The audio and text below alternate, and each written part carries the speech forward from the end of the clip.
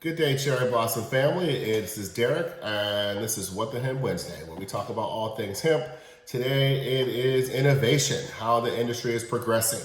We have a company out in Seattle, Eden Labs, and they're producing a machine that combines the strength of both CO2 extraction and hydrocarbon extraction. They said the machine is not quite as fast as using hydrocarbon alone. However, it can minimize the process, especially for those who are actually turning hemp into isolate or distillate from days, days into hours. So, and that increases productivity. I said the motivation is because also hydrocarbon does a better job of extracting cannabinoids and terpenes due to lower temperature. And they say that the demand is really driven by demand for more cannabis-derived terpenes in vape carts. Green Mill Supercritical, they're based out of Pittsburgh. They are working on a way to cut the ethanol process out of extraction or out of winterization. So it looks like real-time winterization, which also can help people scale because that trims down time as well, eliminates alcohol from the process, which is a major benefit. Ethanol is a solvent, but it's an alcohol, so it's not necessarily good for the human body. But we do what we got to do to get these things done in today's world. What else we got going on today? The use of hempcrete could be coming to a construction site or a home renovation near you. Earth Merchant, they're based out of Vancouver, Washington, received a grant they're awarded a $100,000 grant by the EPA, the EPA's Small Business Innovation and Research Program.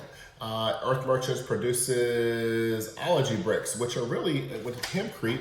And the ology bricks are kind of made from like the processed hemp. It could be raw, fresh processed hemp, and then they turn this into like this really usable, fantastic product that people are making, homes with. They are promoted as lightweight, carbon negative construction blocks made from industrial hemp. And that offers, because they are a little more thermal resistant, they give a little more energy efficiency. So the company has about 6 months by the FDA to do a little proof of concept, and then maybe they can get some more money, to kind of keep going, which is fantastic. Now, one of the best pieces of news today is new research shows no evidence of liver damage in CBD products. So a Colorado-based company backed, honestly, by 12 of the largest and most successful CBD companies in the United States. They did some research and they found no clinical evidence of liver disease in patients after studying the use in these patients for 60 days. The research company Valid Care, they are a specialist researcher that studies supplements. They're working in conjunction with the Food and Drug Administration, actually in response to the Food and Drug Administration's ongoing request for science-based research on CBD. They said they observed slight, clinically insignificant elevations of liver function, and the tests of less than 10% of consumers, irrespective of age, product composition, and amount consumed. So, I think out of 839 participants, no one can claim to have any sort of liver damage.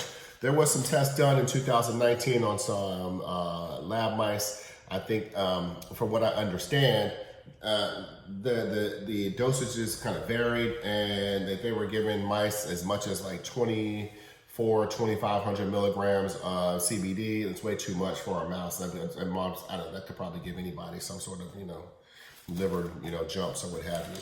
But the cool thing is at Valid Care, they are working with decentralized human safety study of hemp-derived CBD program. CBD products is approved under the Institutional Review Board, a group that has been formally designated to review and monitor biomedical research involving human subjects under FDA regulations. So all this is kind of going in the right way. The FDA is looking at CBD in a more critical way because they are trying to come up with some guidelines, and they know they've been a little slow on that, but I guess considering we're talking about the health and safety of humans and our pets, slower is better than too fast. So that's really it today. That's all we got. We'll be back on Friday with friends. We've got a really fantastic guest, and we will see you then. Until then, have a great week. Please pass this on to anyone you think that may find it usable. Please like, share, subscribe, and follow us on your respective social media outlets. Thank you so much for joining us, and we'll talk to you soon. Bye.